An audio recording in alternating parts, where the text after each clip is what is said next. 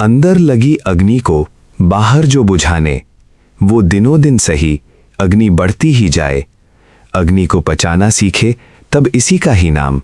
मन बुद्धि आदि सही रखें वर्षे शम जलवाब। सांसारिक काम अर्थात जगत में ही या बाहर सब प्राणियों में ही अपनी मैं को रखने या पाने का काम या इच्छा रूप तत्व सब प्राणियों को अंदर क्षुधा आदि का मिथ्या दुख दिखलाकर भी बाहर संसार में ही सत्व या हस्ती स्वीकार करने के लिए बाध्य करता है। मनुष्य को उस दुख को मन बुद्धि को उन्नत करके अपनी आत्मा में मिटा देने से भव सागर से पार जाने में सफलता मिलती है। मन के सब उद्वेग और उत्तेजनाओं को मिटाना मन की उन्नति है और ज्ञान दर्शन शुद्ध रखना या सत्य को पहचानना बुद्धि की उन्नति है। अंदर लगी उस दुख की अग्नि को जो कि बाहर के सांसारिक काम अपनी उत्तेजना या उद्वेगों अर्थात जोशों द्वारा लगाता है, वो अग्नि बाहर जगत में आपके कुछ भी होने पर शांत नहीं हो सकती, बल्कि जितना इस सांसारिक कामनाओं की अग्नि को बाहर के उपायों से कोई शांत करना चाहेगा, उतनी ही ये अग्नि उसमें दिनों दिन बढ़ती ही बढ़ती जाएगी। इसलिए इसे बाहर शांत करने की आशा छोड़कर इस अग्नि को अपने अंदर ही अंदर शांत करने के लिए इसके दुख को हजम करना पचाना सीखे, अर्थात इसकी तृष्णा पूरी न करने के दुख को धैर्य रखकर सहन करे। यही तप के नाम से कहा जाता है। इसमें मन और बुद्धि को स्थिर रखे।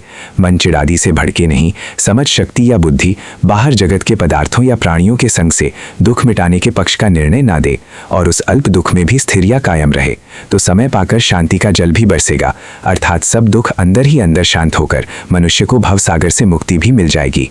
जब दुख में मन धैर्य और स्थिरता बनाए रखे तो ये मन इतना बलवान हो जाता है कि ऐसे बल वाले मन में बाहर की मिथ्या तृष्णा का या काम इच्छा का दुख अधिक समय तक नहीं रह पाता।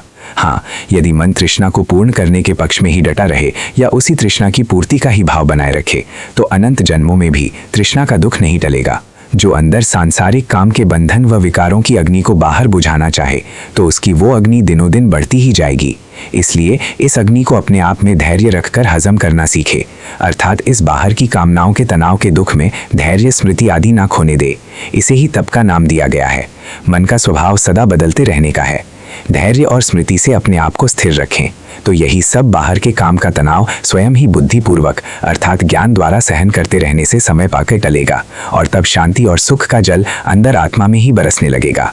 कामनाओं वाला मन धीरे धीरे बदलते बदलते निद्रा में समाना चाहेगा। यदि ऐसी निद्रा को भी क्रम से पार कर गए तो शांत आत्मा का सुख प्राप्त होगा।